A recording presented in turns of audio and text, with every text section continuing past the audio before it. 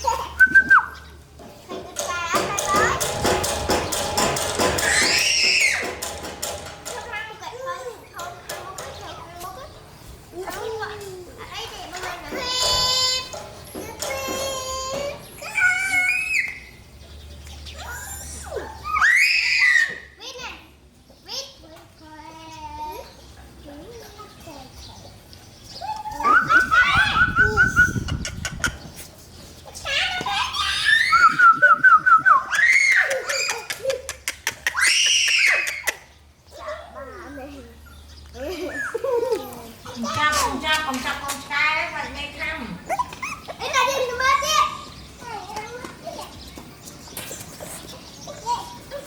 con mình cái thùng khéo cái à phiêu mà ui ui à phiêu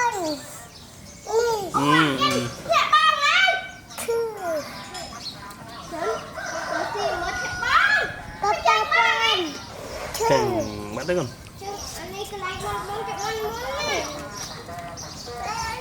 Anh đi à?